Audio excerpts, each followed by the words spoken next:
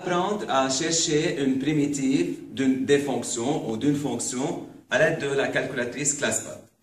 Donc, il y a une méthode très simple pour chercher cette primitive. Vous regardez là le menu principal.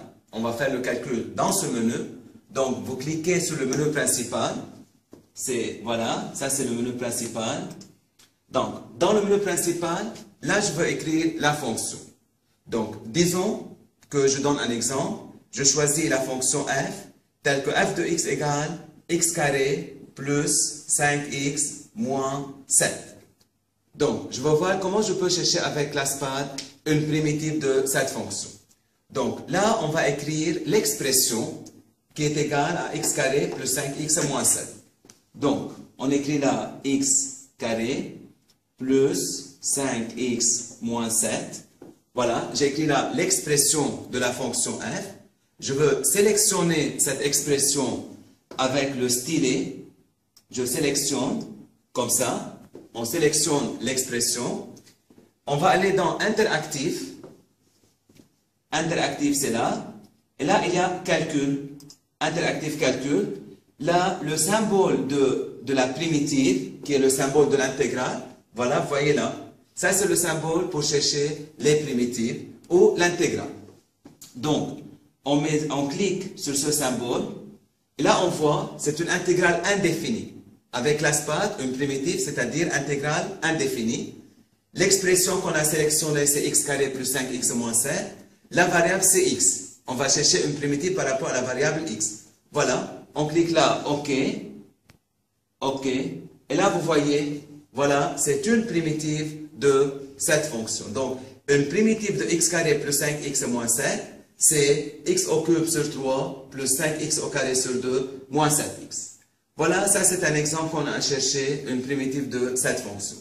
Essayons un autre exemple. X égale x carré x.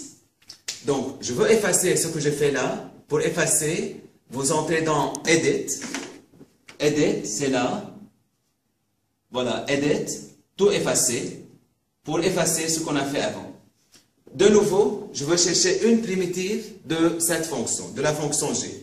Donc, je veux écrire ici l'expression de g, qui est x carré ex. Donc, on met x au carré. Je veux choisir keyboard ex. Voilà, on a écrit là l'expression de la fonction g, x carré ex. On sélectionne cette expression, interactif, calcul. Voilà le symbole de l'intégrale, la primitive. C'est la même chose, intégrale indéfinie. Je mets OK. Et là, vous voyez, voilà, c'est une primitive de la fonction g, qui est égale à x carré ex. Si vous souhaitez avoir une réponse factorisée de ça, on peut copier cette réponse-là avec le stylet. Je sélectionne cette réponse. Je fais CTRL-C, ou bien là, lorsque vous sélectionnez, il y a copier, coller, etc. Je mets là coller. Je sélectionne de nouveau, interactif, transformation. Et là, vous voyez facteur. Facteur, c'est pour trouver une réponse factorisée de la primitive. Donc, facteur.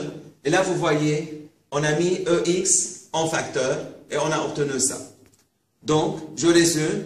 Pour trouver une primitive d'une fonction à l'aide de ClassPad, vous écrivez tout d'abord l'expression dans le menu principal, vous sélectionnez interactif, calcul et intégral. Comme ça, vous aurez la réponse de la primitive.